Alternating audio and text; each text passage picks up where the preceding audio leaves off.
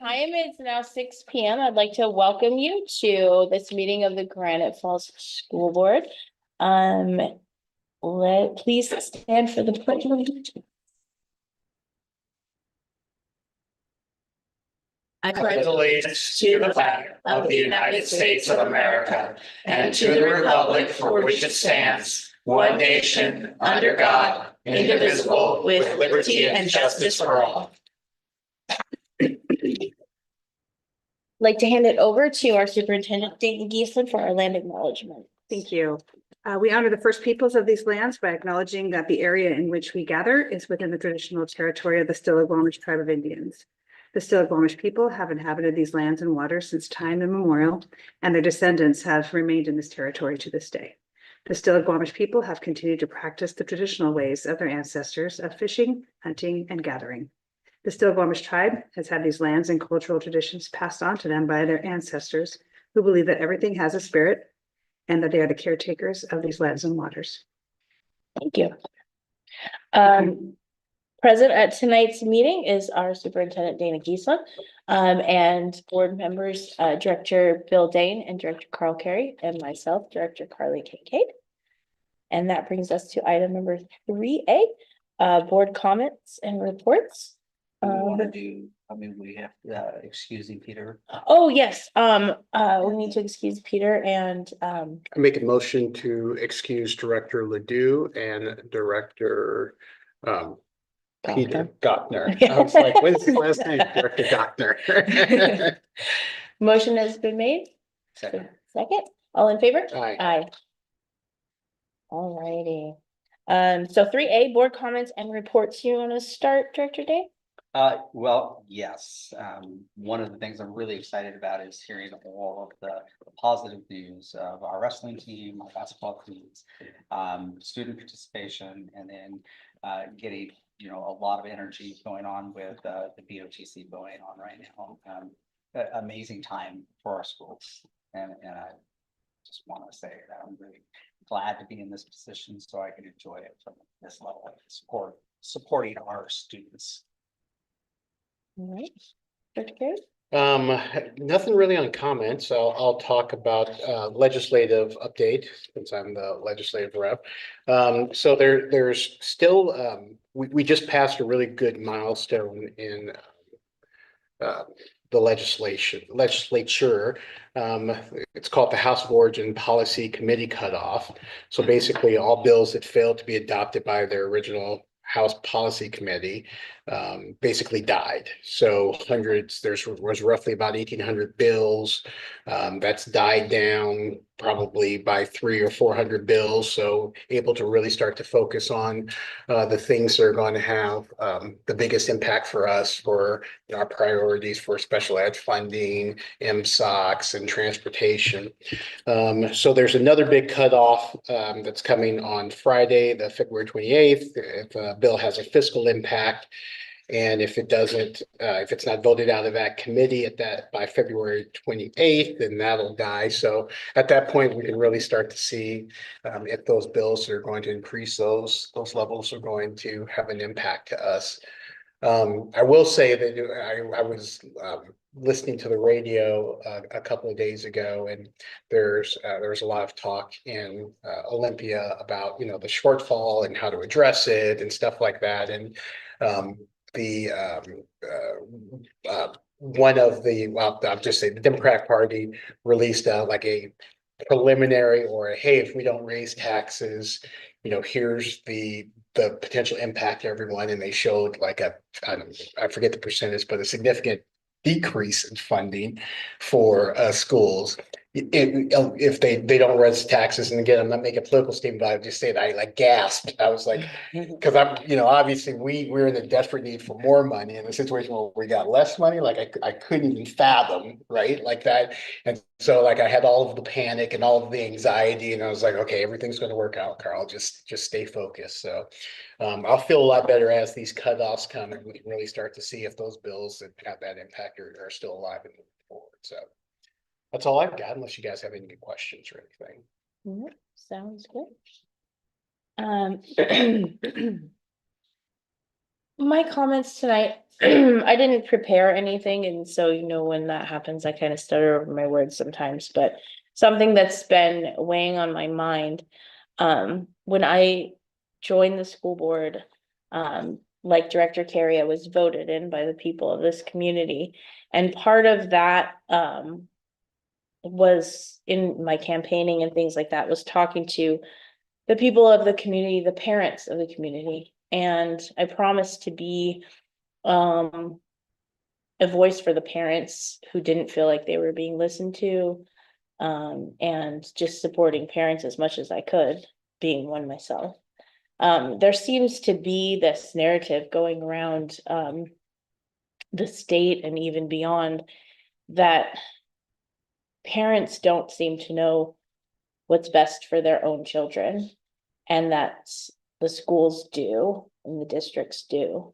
And that's not the way it should be. We should be a team working together for our students. Especially, I'm not going to deny there are parents out there that don't make the best decisions, but there's also teachers and staff that don't make the best decisions. And I'm not just talking about here, I'm talking about across the country and the state.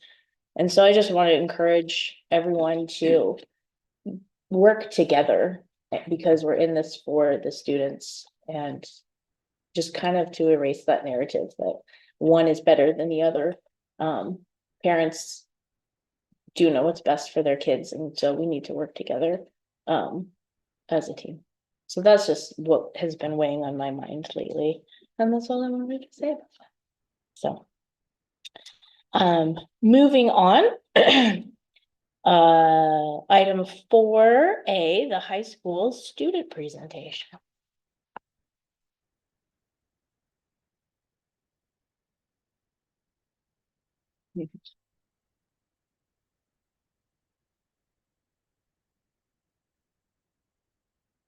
All right, well, welcome to the high school.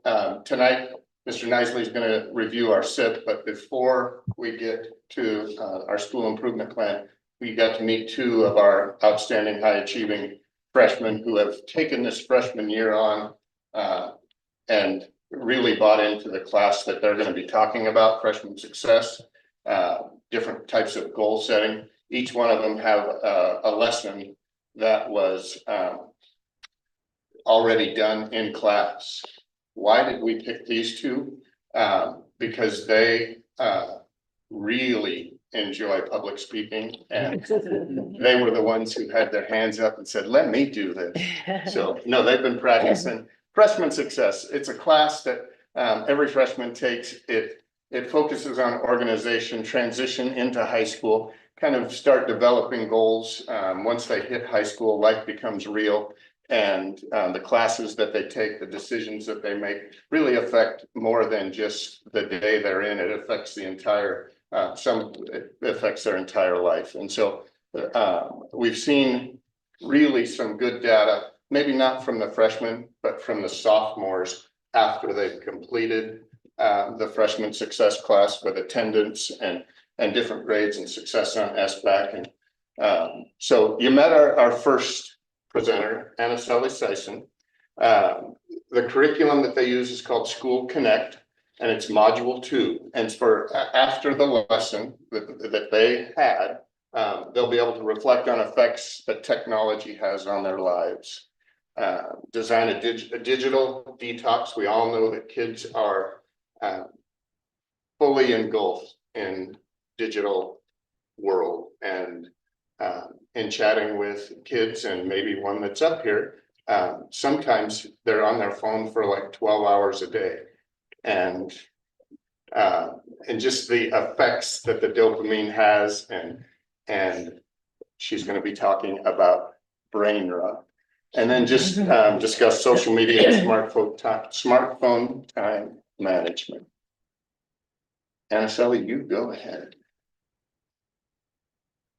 Start with that one, yeah. They zombies refer to people, especially Gen Alpha, who are completely absorbed in their screens with massive footing from TikTok, YouTube Shorts, or whatever the latest skibbity-riz content is. Their eyes are excited as they consume hours of brain-numbing content. from NPC labs or Ohio meme compilations. There's no real thought or engagement. In this endless cycle of digital overstimulation, it reminds their brain, so it makes it harder to pay attention, and it also is harder to focus when they don't have anything that's like rapid flashing, cuts, or text, or do screaming skibbity every 3 seconds. Instead of developing critical thinking skills or creativity, they become trapped in a constant loop of dopamine hits, with a constant stimulation just to feel normal. This phenomenon is called brain rot. Happens because their minds are fed nothing but low effort and repetitive content designed to keep them scrolling instead of engaging in deep conversations or learning creativity. Their brains crave only the next cheap laughs or viral trend. The more they consume, the harder it becomes to process complex thoughts like reading a book or paying attention to class without the urge to check their phones. As Gen Alpha keeps getting lost in the digital void, will they ever escape the skibbity toilet doom, or is the TikTok algorithm too strong to stay away? And so she wrote a poem. She wrote this poem about digital zombies. She's going to read that to you too, and it really sums up everything about their dive into the technology world. I wake up from my phone. Speak up just a I was sitting on the stone. I click the button and I get sucked in. Seconds turn into minutes, then turn into hours. I said 3 more videos will do. First we did. My homework is in a day, due in a day or two. What time could it be? All I know is been hours. My battery is low, so I rush to the charger. I put my phone's mute before my phone is ready to go. So my phone is ready, so I go. I step out the door and I see George, digital zombies below. The bluish blue hue from the screen is covering their faces. Then I realize it's in the pocket. Then I realized I was busy too. When I should have been outside playing with my friends, I was indoor trying to beat my high score. I was trapped in those trends and apps. I want to break free, but then I get a notification. I check my phone, then I'm right back.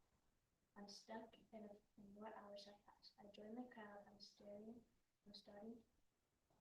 I'm back at the starting point to be in the song.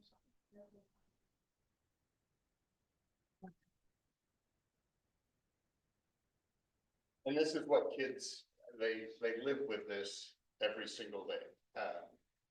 Over the last 10 years, I've seen a huge impact that the digital world has on our kids, both positive and negative.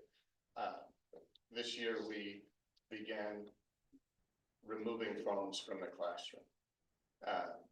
It has helped tremendously. We still allow the kids to use their phones during lunch and just for what reason, so they can get a fix, I don't know, but we do allow them to use their phones, but in the classrooms, the things that Anaceli was talking about, the disruption, the mind numbing, they've been more engaged, and so it's a step. There's a lot to do, especially with the advertisements of the digital world and how they bring in kids and the lights and flashing and all of that. So there's a long ways to go with the digital addiction that kids are dealing with today, but I think Anaceli did a great job of summing it up. And so our next one, Juliana Spence, part of the freshman success class is goal setting. And each one of them take a day and write some goals about not just high school, but what are their goals for future. And she has a passion in cheerleading. She's one of our cheerleaders, and her goal was to become on a national champion cheerleading team, and so and get a 4.0. So go ahead. Go ahead. This unit was about developing our skills as high school students. We learned how to be ready for tests, learned to take notes, and how to maximize in-class and out-of-time class learning. We also learned how to set goals, which is what I'll be talking about today. One of my goals is to have a 4.0 GPA. I mapped out everything that I can do that will help me accomplish this. Here's what a roadmap may look like. Some things that will help me reach this goal is to focus, turn in on my work on time, don't get behind, try my best, and then reach that goal. I also have a second roadmap goal, which is to make a world's cheerleading team. Some steps for this are to set my specific goals, practice, learn from failure, revise your mental health, practice with a coach, get advice from them, and then try out and make the team. Creating a roadmap will help to make your goal more realistic and attainable. These are called FAB goals. Why we create roadmaps is to help us get where we want, just like a regular map. I learned how to set a goal and get what I want out of school and in school life. What is a FAB goal? A FAB goal is follow your passion, aim high, and be specific.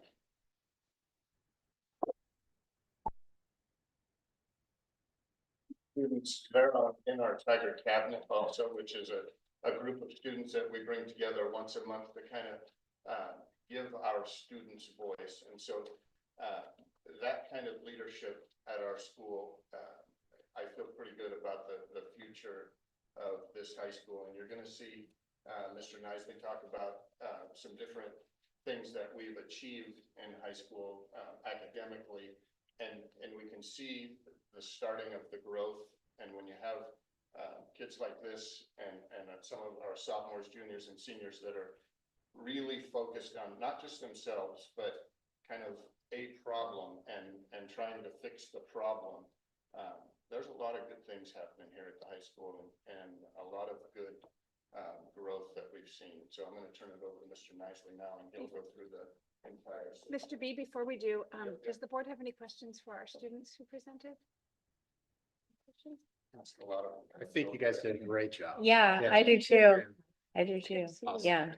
And not just the digital zombie thing. It's not just you guys, it's us too. I actually was And thinking that. yeah, for real, for real. And I love your map too. You're so skibbity So, right. yeah, I know. Oh my goodness. Wow. Do you need to go downstairs to the banquet? It's okay. Oh, you can go. Yeah, You- thank Yeah, you for so real. much for Yeah. being here. Thank you, girls. Very much. So we're moving on to 4B then, Granite Falls High School Annual Report presented by John Nicely and Dave Bankini. So Superintendent Giesland and President Kincaid and school board members and directors from the district. This is our school improvement plan for Granite Falls High School. And so this first slide here, I call these are our students. And so if you can kind of look at the breakdown of our students, I'm going to talk about on this next slide that our biggest growing population of students at our high school is our Hispanic Latino students. And so I'll talk about them here in a second. So over just the 4 years that I've been here, we've seen kind of the changing demographics of our school, and these are all of our students. And so all of the programs that we do here at the high school impact all of our students. So the WSIF, which I love acronyms, is the Washington School Improvement Framework. And so this is a 3-year trend or a 3-year average of different educational activities or programs within our school. And so in that WSIF, there's 3 different subgroups that have been identified that are kind of behind all of our students within our school. And those encompass things like graduation rates, attendance, their performance on our state assessments. And so one of the subgroups identified is our Hispanic Latino subgroups. And so you can kind of look over time that this, you can see the growth of this group. It's kind of leveled out a little bit over the last couple of years, but it is a significant percentage of students within our school. 2 of the other subgroups that are identified on the WSIF that are behind all students at our school is our low-income students, and then also our students in special education. And you can kind of see the percentages of these subgroups. And you can see there's a kind of been a downward trend of percentage of students in special education. You can see this one kind of dip back in 2023-24, and that was because we had a freshman program at Crossroads. And so we did have students that went directly to Crossroads, and there was a number, I think 7 or 8 students that were special education students. So that did dip our overall percentage of special education students at the high school, but there still is a downward trend of those percentages. And also we know that in high school that we have a lot of students that don't fill out the paperwork for free and reduced lunch. So we do know that within our school, there's a higher percentage than just what's identified on this particular slide. And this is just a snapshot as of yesterday, our totals or entity counts for our different grade levels. So you can see that, you know, we had a big freshman class come in and the previous classes were, you know, are holding pretty good within the numbers. And I know we have another big group coming up, so we're only going to continue to get bigger here at the high school. So we have right now a little over 600 students here at the high school. And so now I want to look at our SBA scores, and this was our 10th graders last year. Or this is a trend, and this is comparative to other schools, because a lot of times we want to know kind of how are we doing against comparative schools in our area. So I just happened to pick Salton High School, Lakewood High School, Meridian High School up in Bellingham, and then South Whidbey High School. And so this is a 3-year for our ELA scores and SBAC. And then up here was the state percentages. And so in this line drawn through here is where those state averages are. So you can see that in ELA that over the last 3 years that our students in 10th grade have performed above the state average. And you can see comparatively where they are to some of our neighboring schools of kind of like sizes around the area. And then this is math. And so again, you can see where that trend line is. And we are still beneath that state level, and we do have work to be done, but you can see that over the 3 years, so we do have a positive trend with our schools. And I'll talk a little bit about in some slides down the road, kind of some of the things that we're doing around the area of math, not just at the high school, but also through our whole system here in the district. And then with science, again, the last 3 years we've performed as a school above the state average, and again, you can see the comparatives to the schools in the surrounding area. So again, I think some positive news, for the high school, that 2 out of the 3 areas, that were above average, and I think in math we're trending in a positive direction. And so this is just diving down into the 3 tests that our sophomores took last year, and just to kind of take this in, I know there's a lot on here. But the green and the blue bands are the students that met the standards on the test. So you can see math, ELA, and science. And then you can see how many students tested last year as 10th graders. So we had 142 sophomores take the math, and then 33% of them met standard. And again, I see that average up here. And then you can see in ELA that 67% of our students met standard. And then I also look at the other bars there. And so I call it kind of the gold or yellow in there. That's kind of our low-hanging fruit. Those are the kids that are just on the verge of meeting standard.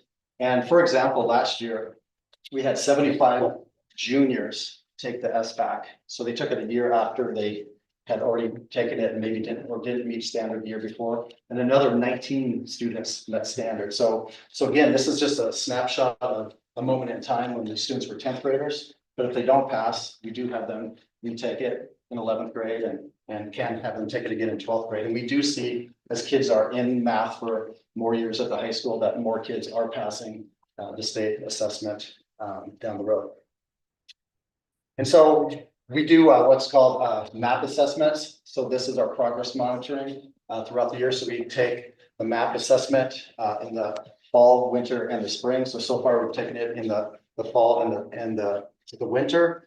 And so the 10th graders down here, these will be the students that are taking the SBAC this year. And then you can see kind of where our 9th graders are and then our overall. So you can see the number of students that took the MAP test in the fall, and you can see kind of the achievement levels. And so obviously we want to see more green and more blue as we progress through our 3 assessment windows.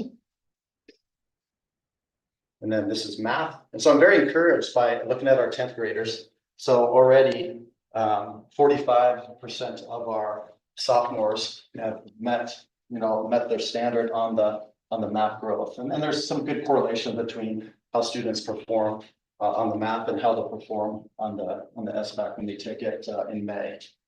So I think those are very encouraging numbers as we were looking at that growth that we've had over the last few years. And I think we'll continue to see that growth. And then this is now a comparison because we've taken it in the fall and we've taken it in the winter. So we've added the growth component. And so you can see this top bar for math and for reading. You can see the percentage of students that have made growth between taking it in the fall and taking it in the winter time. And so within the math program, they set a growth goal for each student. And so this will tell whether they met that preset goal that the MAP assessment has set for each of our students. Now going specifically to our school improvement goals. And so this first goal 1 is for ELA. And again, looking at hopefully increasing as a goal from 66% of our students that met standard last year, and hopefully increasing that to 76%. And then also within our MAP testing that we would see an average go from 42 to 52% of our students meeting their growth goals on our MAP assessments. And then just some of the things that we use in kind of directing us at the school level. So we look at the SBAC and iReady data from middle school. We talk with the math teachers down at the middle school as far as looking at placement for the students when they come up to the high school. And then some of the other actions around ELA, for example, is that we use this math data in our POCs. So our teachers are looking at the data. I've done some data chats with our English and our math teachers around the MAP data. And then we are just starting to pilot a new curriculum for ELA. And so there'll be some kind of a systems approach, looking at our middle school and our high school, kind of working collaboratively together. So they'll have a good experiences coming up through the middle school and the high school. And then, so in concert with all of these, we expect to continue to see growth, in the assessments as we see them over the next few years. And then math, looking to get above that state average. So looking at hopefully a 10% growth, and then looking at on the math that growing to 70% of our students meeting growth as they progress through the MAP assessments through the 3 windows.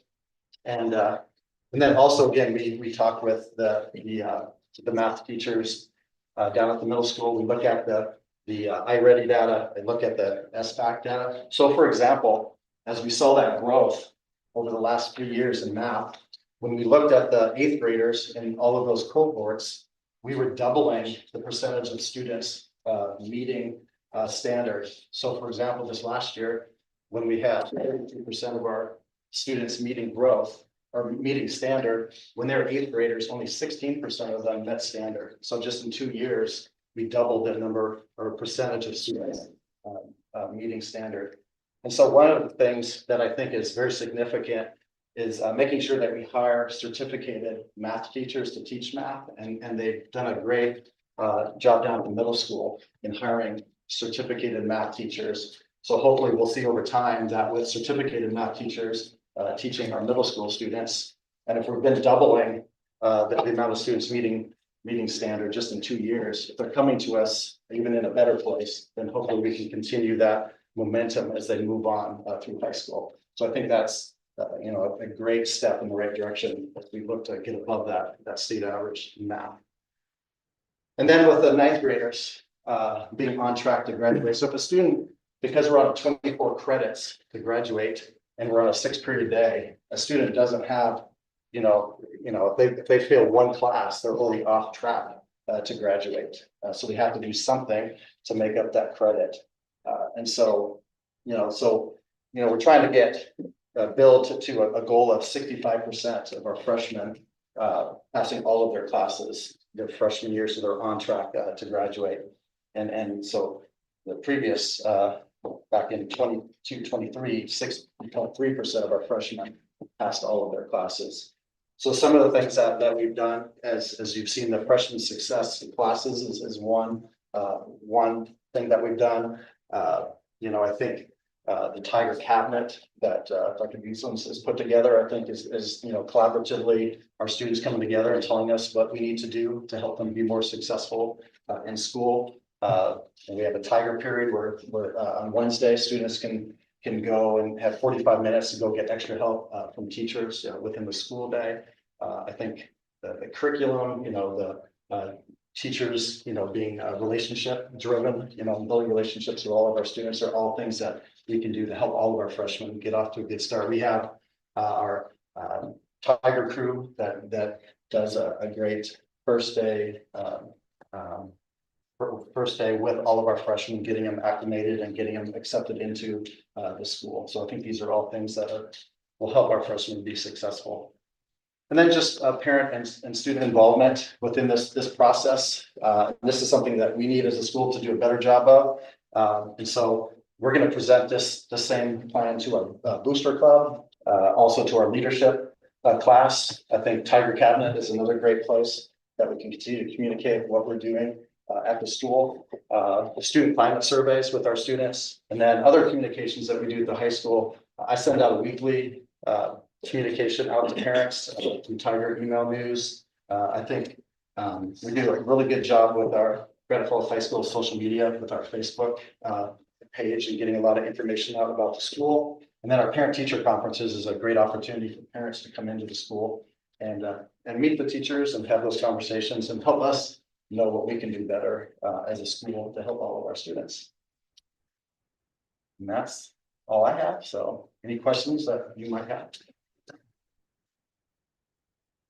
I've got one. So on the math, well, I guess a couple of questions. First off, the jump that about, I guess, what was it, like 10% or something like that for us to meet the state staff or meet the state average. That's a significant jump, more than we've done in previous years. How confident do you feel about that? Well, I'm going to go back to I can't. Well, if we went back and saw that the map data from this year for the 10th grade class, that was about a 10% increase from the sophomores when they took the when they were doing the map assessments last year. So I think yeah, so down here with this 10th grade, that already, you know, that 45% of our sophomores have already, you know, met standard on the map assessment. And so if that correlates to the SBAC, then we could see potentially 45% you know, students meeting standard on the SBAC versus the 31 point whatever percent that we had last year. So this has given us a good kind of a dipstick on how our students are doing this year. And we're in our third year of using the HMH curriculum. So I think our teachers are getting, you know, very used to that and in their planning in their PLCs. I think that's kind of helping out as well. So this just gives me a good indicator that good things are happening. I talked with, you know, Michael today because I was on the hiring of math teacher that he hired that last year is their first year. And I think, you know, we'll see as students that have a certificated math teacher teaching algebra down at the middle level, that will hopefully see more students coming out prepared, you know, and ready, you know, either going geometry or if they're teaching 8th grade math down at the middle school, they'll be ready to go into algebra more prepared. When is the SBAC given? That's in May. It's in May. Yeah. Okay. And I know previously you were in Florida, and Florida is huge on testing and stuff like that. How are you identifying like those kids that are like, are you doing anything specific to identify those kids that are on the cusp to, you know, get them over into the green or in the blue, as well as, you know, making sure that your green and your blues are still, you know, they're still progressing and doing all of that stuff. How are you specifically addressing that? So in the when I go onto their website, I can click on the yellow and it'll bring up all the names so they become actual human beings. And so I have a notebook that has, you know, every one of these students listed. And so I call them in, you know, to my office, encourage them, you know, talk to them directly. So they're just not, you know, a number in a percentage, but and this is something I did learn in Florida, that you have, you know, a book, you know, that has, the bio on every single, student. And so you know who that 25% is, by name, by face, and we're a small enough school that, we don't have, a lot of math classes. And so they're easy to see, easy to sit down next to you and then calling them down individually. And then making the teachers aware, like who are these students? Because just with a little bit of encouragement, with a little bit of, maybe some sitting down side by side and doing some corrective instruction that you can move, because, the numbers that we're dealing with, the end value here, you don't have to move a whole lot of kids, to make a good increase, in the percentage. So if you get 5 more kids, to meet the standard, that's gonna be a good bump in that percentage. How are, like in your PLCs and in the actual classroom, is anything looking different to go, okay, I've got Billy Bob, he's in the yellow, Billy Bob was the first name that comes to my head. But are the teachers talking about that? Is there something differentiating to that student that's happening in the classroom to fill out whatever hole they have to get them on track? I guess, what does that look like in the classroom? Yeah, I mean, that's definitely a work in progress. I mean, when I did the data chat, with the teachers and showed them, because they have access to go on into the same data site, and so they can drill down to the actual student, and then they can drill down on that student down to where are, where are their goals, and then it gives them things that they can actually do, and that takes work. And so, trying to figure out how do you maximize your time, because they only have so much time, and so how to maximize it. But for example, I was in Miss Colson's classroom yesterday, and she was doing systems of equations. I could be very boring, teaching kids how to do elimination or substitution, but she was using zombies, and she had them all cut out, like 6 zombies, and then they had to, and then each zombie was assigned to a one system of equations. And so when they solved that system, it showed where on the graph is the solution, and they would put that zombie on that spot, and they would show like where was the zombie killed at. And so the teacher, a quick visual, could see if they got it right, because did they put the zombie in the right coordinate, on the right solution. But kids were getting into it, so they were having fun and actually doing the math. It wasn't just solving a system of equations and a bunch of numbers, but they got to cut out zombies, and they got to decorate their grids. They had cities, and they had the country and all the different things. And so I think they were making it fun too, and the kids were learning, but they were also doing math. Can you go to the 3-year SBAC data on math, the comparison with the other districts? Yeah. If you don't mind. I think it was one more. Yeah. So, we've been pretty big jump between 22 and 23 and 23, 24. I've blocked it out of my memory, but what years were the COVID years? 19. So this was March of 2020 is when we went. 2020, okay. Yeah, so this was my first year when we were first back in the building. Okay. Yeah, and so we were at 20.5. And if you looked at those students when they were in 8th grade, only like 10% of them met standard in 8th grade. So just in those 2 years, we got them to 20%. So it seemed like every year it was doubling the number of students meeting standard. So just out of, and certainly not to take us off topic, but just out of curiosity, South Whidbey, have we talked to their they're killing it, and they've consistently been killing it, and I would put Granite kids over South Whidbey kids any day of the week. I mean, what's the secret sauce that they have, right? My dad used to always say, you don't have to be the smartest guy in the room, find someone who's doing it right and do what they do. So, what are they doing? Well, and I was looking at their report card today. So they're significantly smaller than we are. They have about 400 students total. And so when I looked at how many kids took the SBAC, they had 89 students, take the SBAC, where we had, 146, we're almost doubling the amount of kids taking it. So we're a little bit larger, they're a little bit smaller, but to your point, I mean, it doesn't matter. Besides, it's, what they are doing in the classroom. So those are definitely things that, we're close enough that, I can reach out and maybe get the math teachers talking and talking about what they're doing. Yeah. But you're right. I mean, It could be close it's enough why to we create the wheel. curriculum. Yeah. Just out of curiosity, but that's really all I have. Question wise. I'm going along with Carl's ideas, and I just think I heard Carly say it is our curriculum similar to the two schools that are above state average, or are we in a different? That's a good point. I mean, I think HMH is a pretty typical curriculum, but I'll definitely reach out and see, if they're doing something different. But HMH is, and I'm a math teacher by trade, and so HMH, I think, is a pretty solid curriculum.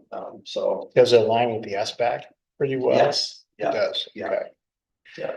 Yeah. Have you talked to the teachers to see if this reflects performance in the classroom? Because I know testing it could be hit or miss any day of the week, so. Yeah, and to your point, it was interesting that the 11th graders that passed the SBAC last year, you'd be shocked to see who they were and why they didn't pass in the sophomore. I mean, it was shocking that they didn't pass it, and I think a lot of it is Michael and I try to go around to all the classes and really talk to, if you don't have that internal drive, then we're trying to give them some external reasons to take it seriously, whether it was a graduation pathway, if you pass both the English and the math, you've met your pathway, or if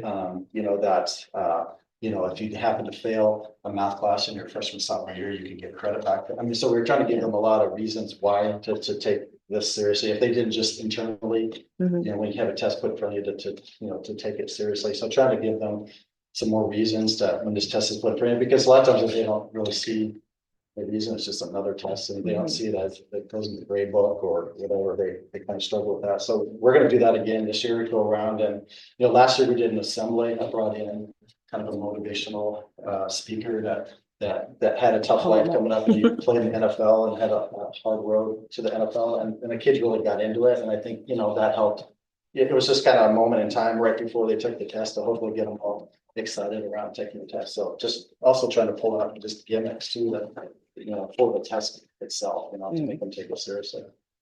Do you think you've got buy-in from like the math department and stuff like that, like, this is a focus, like this is where we need to go, like, let's every day wake up and say, how do we get to that 45% or 43%, or I forget what the number was. No, that is a hard, that's an everyday, yeah, because some are more than others, and so it takes us also as the administrators to also help them see that if they're not seeing that themselves. Yeah. Can I jump in and also say, one of the things about the SBAC and many of our standardized tests that SBA math, SBA, ELA, they're written at the reading level of a 10th grader in April, May of their 10th grade year. So when we think about our math scores, yes, there's a lot about number sense, numbers and operations, geometry, all of the advanced math, but there's also a correlation to our ELA and our reading scores.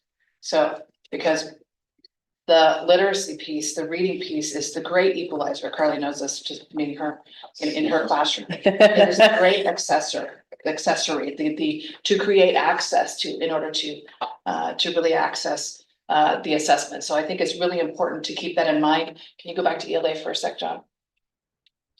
That as we think about ELA and we think about boosting our achievement in ELA, we should also see our math scores increase as students are understanding how to decode math problems, because our math problem types on the SBA are clearly just math problems, but they are also reading an excerpt, trying to pull out information to decode what the writer is asking you to do and to actually complete the problem type. So while we are working on math, that's part of our deep commitment to reading literacy, because that is the great equalizer to create access to the math and the science and the future, right? So just to jump in there, so we should see an increase. And please don't, and keep in mind, I think one of the great things about our system is I'm not an educational professional. Carly is, but Bill and I certainly are not. I think of things in a very kind of business mind, and I'm not minimizing anything you said at all. But when I look at the data, and I look at data all the time, right? We're at 65.5 on the ELA. and we're at roughly 35% or something. So we have roughly a 1-to-2 ratio. Yeah. So if we're trying to, based upon your logic then, as that rises, the math scores rise, which certainly seems logical to me, but that means that you have to rise the SBA approximately 20% to be able to get 10%. Yep. And that's an astronomical, that doesn't seem logical, or that doesn't seem attainable to me. And I guess I would also say, math is as important, almost is as important as the ELA and stuff like that. So, I agree. as you're trying to, really lean into, getting kids to where they need to be successful in whatever comes next. If I was in, at the controls of the school, which I'm not, we have great leaders here. I would say, well, what we're doing in ELA is working, right? Let's keep doing that. And let's, all hands on deck on the math thing and something like that, where I would be satisfied with, kind of maintaining that comparative to the state average and stuff. So I guess what I was just really trying to get at is that, are we, where the rubber meets the road, which is a teacher standing in front of a classroom with bright eyes looking at him or her and they're teaching, like, does that look different for at the student level? Because if we aren't like intentionally doing that, that means success is an accident and failure is an accident. And we're going to fail more than we succeed. So I guess that's what I'm trying to nail down. Yeah. And Director Carey, of course, the focus K-12 on math is also where we've shifted as a system. And I know that Principal Isley alluded to that as well, but math specialists at the elementary level, right? That is a special that kids get pulled out and have a second dose of math from someone different in a different way. And because we have to look at this through our whole system. Yeah. And you can see the state averages, obviously. The state is performing, in this way too, with a discrepancy between ELA and math. But I think it's an emphasis to that. And we know that across the nation, I mean, to Carly's point, talking about nationwide things, Granite Falls is not immune to this, that elementary teachers often feel much more comfortable teaching reading. And some are incredible at teaching reading and math and everything else, but sometimes we don't spend maybe enough time. So it's looking at all those instructional minutes and that focus on math and preparing. Absolutely, a bare minimum is having teachers who are certificated in teaching math. To teach math, you have to be passionate about math and you have to have that background knowledge. That is the bare minimum. But it is that K-12 continuum. And so the hope is emphasis right now around math and those kind of things. And of course, reading across content fields, we're all reading teachers. And then hopefully that trickles upward and we see the successes. Because I agree with you, it's just as important for all the reasons. Can I ask one more thing? And I'm certainly going to the point. So one of the things that I've been on the board a long time, one of the things whenever they talk is, PLCs are where it happened.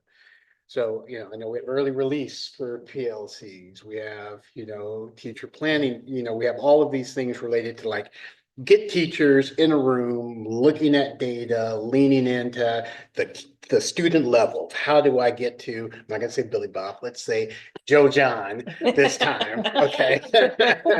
How do I get to Joe John and, and give Joe John what he needs?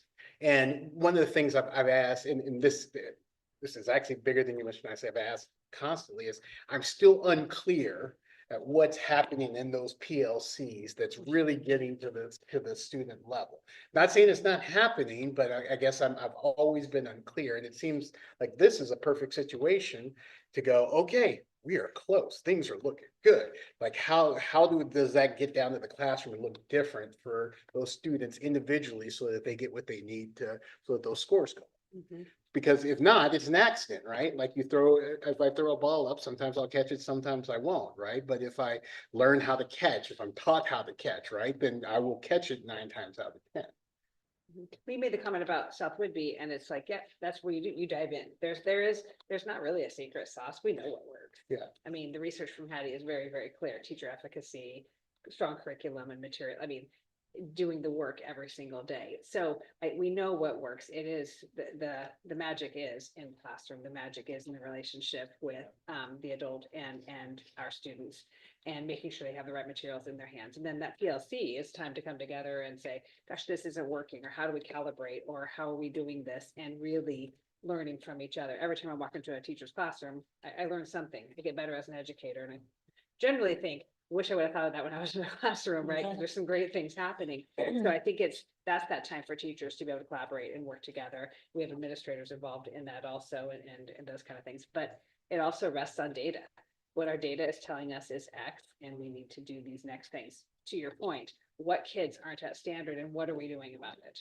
Because if we aren't responding with the data in front of us, we become that whole data rich, information before. So let's take that data and then make moves so we can help kids and meet their needs. And we can tell, that's the nice thing about all of the data that we have with iReady or with MAP scores, is you can tell where the issues are. I mean, my hat's off to Mr. McKinney and Mr. Nicely. At many occasions, they directed both. You happen to have a nice math background, but working with kids is something that our administrators do. And sit down, let me sit beside you, and let's decipher this together. So I think that's analyzing the data, learning from each other, getting that horizontal alignment, and then that vertical alignment and emphasis, so that so our scores continue to increase, and because our outcomes right now, I mean, these outcomes are within the state average. Our outcomes are not within the state average at K-8. And that is the concern for everybody sitting at this table. And that's where we need to be better, because if we get better at the K-8 level, then, we'll have better scores here too. And I would say that I've been blessed the last month and a half to be able to spend a couple of days a week at Mount Way outdoors, new stomping grounds, and going into that math class. And it was refreshing to see, elementary kids excited about math, and a teacher that's excited about teaching math. And I think over time that's going to pay off. And going back to the PLCs, I think the hard part, especially in math in a small high school, like when I was in the large high schools, I would have 5 teachers that taught just algebra, and they could sit around and they could lesson plan together, build, tests together. But like here, we have 4 math teachers, and 2 might carry over and teach the same class, and then you got a couple singletons, and so it's hard on specific class content. They'd have to do more strategies, talking about, well, what's a common strategy that they can use, in an algebra class or a pre-calc class or a calculus class, but not all of them teach, the same class, that they can do, more deep dives into a particular class. So that becomes some of the challenges in a small high school, versus where I could send all my geometry teachers together and all my algebra teachers and my pre-calc teachers together to just sit and think within that content. So I think one of the things too, Carl is going to say is that, because you're asking John, like, what do they do when they see a student that's at that certain level? The cool thing about MAP is that it gives a teacher the areas where the student is struggling. So they might not struggle in all of the areas, but then it also gives suggestions on where you can teach them, where they need that help. So that's the cool thing about MAP, is that it gives that to the teacher, like all those kind of different things. So you can really pinpoint where they're struggling and what they need to work on. Oh, that's good to know. Yeah. anything else? Thank Thank you very much. Thank you. Thank you. Before we move on, our students are here. Yes. And I'd love to get a picture of them by their. Yeah. Oh, yeah. Okay, perfect. We'd love to get a picture of you with them. And our students by their. I know, but thank you for doing that, Director Carey. We really appreciate it. So he will get, we can move on if we want, and then we can. And then, okay. Yeah, perfect. Okay, so we'll just move on real quick to 4C superintendent report. All right, this will be pretty quick. All right, quickly, our communication safety and security update. So we just want to give you some data on our communications. We've increased communication significantly this year. And thank you to Paris for support in that, and to Dan for support in that. It takes a whole village. So our social media posts are up 67% as compared to last year at this time, the same amount of the school year. We have weekly family news, that's new this year. We have on average 1,500 views per week of the family news that we send out on Fridays. And then weekly staff news was intermittent last year, and it comes out every week, and we have 350 average views per week. we can't always see who, but we can see that they're accessing it and how long they're spending on it. A quick safety thing, one thing I wanted to highlight is, and again, thank you to Paris on this, we are accountable to have, by law, a monthly drill at every one of our buildings.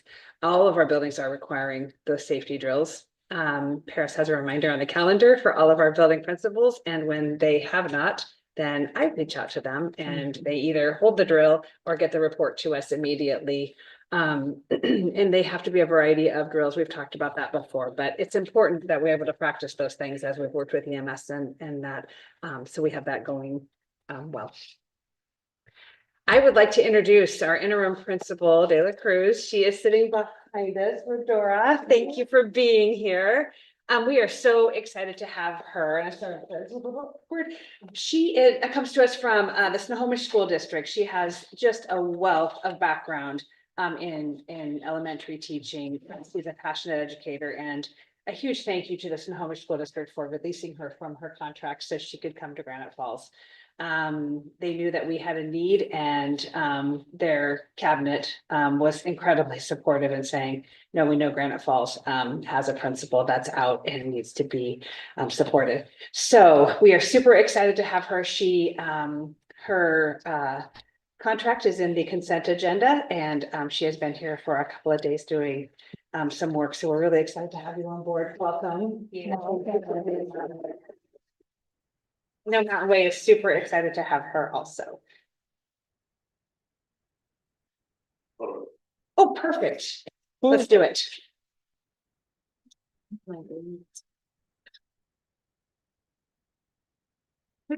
Dan, can we put the slide up of the students' work? We go over to you guys can down here, either side of it.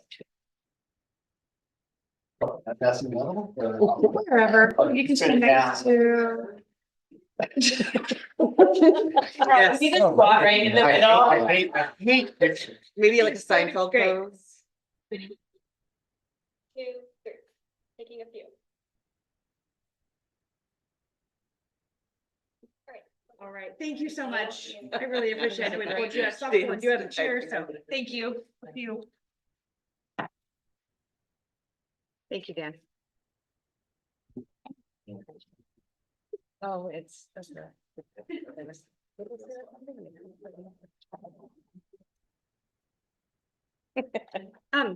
One thing I wanted to highlight was, of course, we've been highlighting this all year, and it's a core value of mine is student voice. We will be reviewing board policy 1250, which is student advisors to the board. I will bring that to the board for review at our next meeting. We currently don't have a procedure. Our policy is antiquated. I can't remember if it was 1990 or 2000 that it was the most recent adoption of it. There'll be some proposed guidelines. Students being able to apply so we can have more than 2 if need be. Them come to the meeting and they know what they're doing, then what they are being asked to do when they apply, and we'll go through that. And then their role is to, of course, provide student perspective, follow board rules, and be a part of the work we do here. Superintendent, I am meeting with our ASBs for Granite Falls High School and Granite Falls Middle School on Friday, February 28th. That'll be some nice time to interact with our students once again. And then our Tiger Cabinet, we just had 2 members of Tiger Cabinet. Upcoming meetings, we talked about this a little bit at our last school board meeting, but you all are invited to an interactive session with our 53 Tiger Cabinet members. If you're going to be there, please let Paris know. So if it is over 3, that we can advertise it as a meeting, and if it's 2 or less, then we won't do that. But that'll be a time that we can spend with our students, engaging with all of you. April 17th, some ongoing student action work, listening to our students, what's working, what's not. Some of that work on that day will be some video creations that I'm working with Mrs. Sullivan to do some video and some recruitment things, but also the work we've done all year, and we'll have a culminating video that'll be on our website and presented to the board. And then lastly, May 29th, we will have Representatives Sam Lowe and Carolyn Eslick, and then Senator Wagner will be here to talk with our kids and see, what they've been doing in Tiger Cabinet, how their voice is being heard, and what they can do at the legislative levels.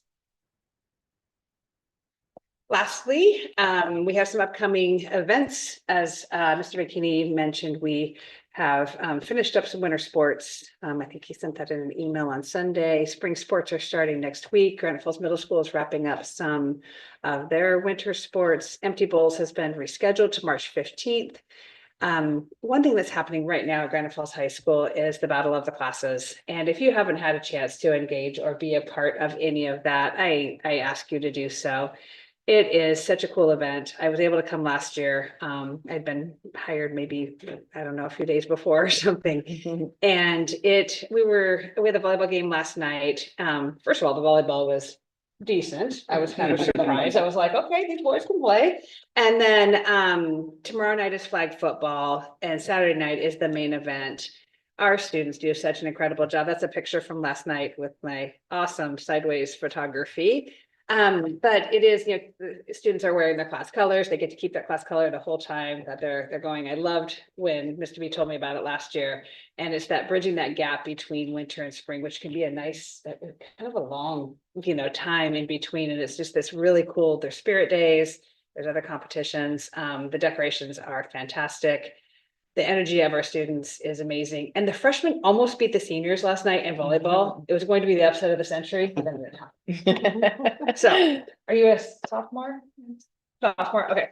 Yeah, the sophomores played really well in volleyball last night. They were amazing, but it is just super fun to be there. So can't wait for tomorrow night. I'm super excited for Saturday night. My daughter's not happy because she actually has to work and can't come. She would like to come see it all. So thank you to Granite Falls High School. I sent the staff an email today, just it's when you're there, there's hundreds of students there and it's really cool. It's a random Tuesday night and they're excited to be there. And so many staff give up their time and energy and talents to make that happen. So huge shout out to all that plan that and make that happen. Present company included. And that is it for my superintendent report. All righty, thank you. You bet. Next is item number 5A, items from the floor. And I hear that we do have public comment today, so please bear with me while I read our little policy here. The public comment section of the agenda is an opportunity for people to address the school board. Since this is a business meeting of the Granite Falls School District Board of Directors, the purpose of public comments is for those interested to communicate with the Board of Directors about items on the agenda or specific work within the scope of the school district. This is not a time for the audience to address each other. People may submit public comments for a school board meeting either by reading their comments aloud in person or by submitting their comments in writing. The board reads all written comments, which are later attached to the meeting agenda and available to the public on the board docs website. If you are presenting your comment in person, please begin by stating your name, your city, residence, your relationship to the district, and the agenda item or the school district topic you are addressing. We request that if your comment consists wholly or partially of text verbatim from an article, an online post, an excerpt from a book, etc., you simply send us the link to the text and spend your comment time telling us how this information relates directly to district work. Please limit your comments to 3 minutes. If a comment becomes too lengthy, I may need to interrupt. Please make your statement in a civil manner without disparaging, name calling, or otherwise targeting any one person or group in the district. Similarly, we ask everyone in the audience to show respect by listening quietly without talking or whispering to each other so that everyone can hear each comment. The board does not typically act upon items brought forward during this portion of the meeting at this time, but may be followed up by the board superintendent and or staff at a later time.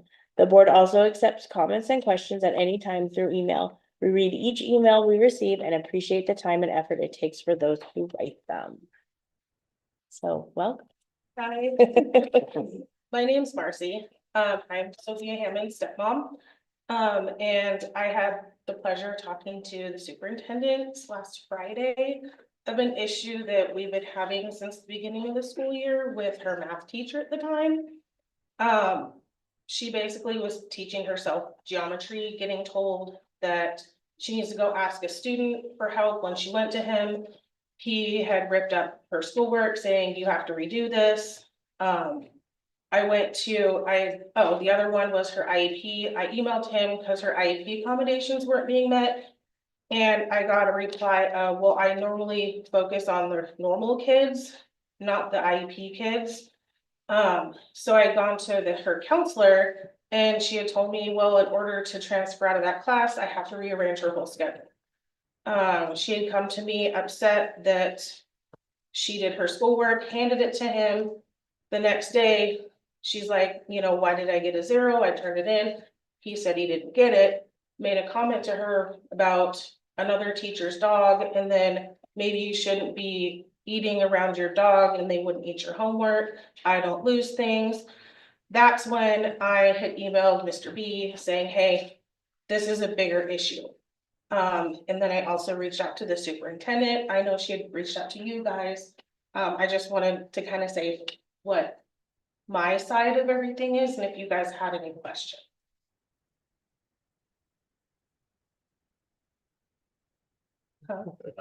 Oh, okay. Sorry. But I have to say that since she's been in a different classroom, because Mr. B was able to do a switch, she went from getting C's on her test to A's in 1 week, so. Okay, thank you so much. Appreciate it. Thank you, Mercy. Okay, item number 6A, unfinished business. The second reading to adopt policy 2029 animals as part of the instructional program. Any comments? These are all second readings, so.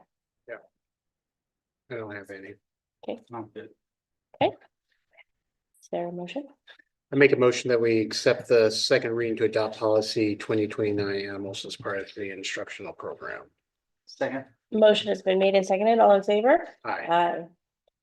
6B, the second reading to amend policy 3205/3205P, sexual harassment of students. Any comments? No. I'll make, I just, and I alluded to this last meeting, I guess I can't remember a time in history that protections were removed from a group of people. It breaks my heart, and, you know, and I understand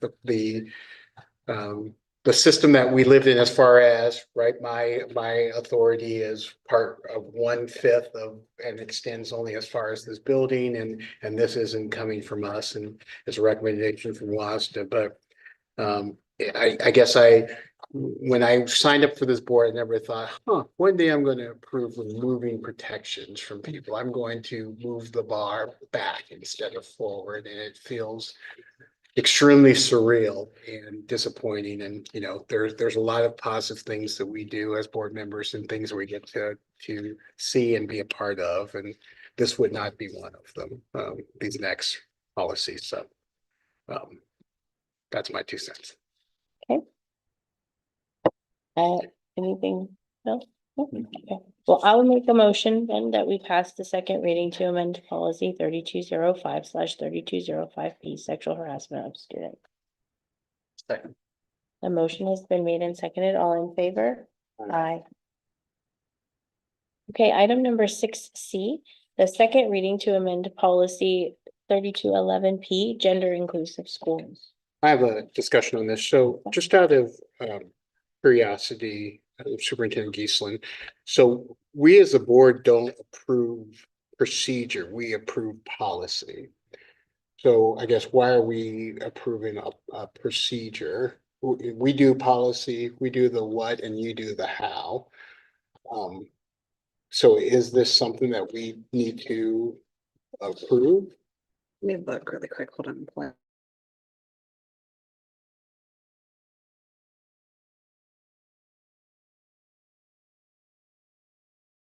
Pulling it up.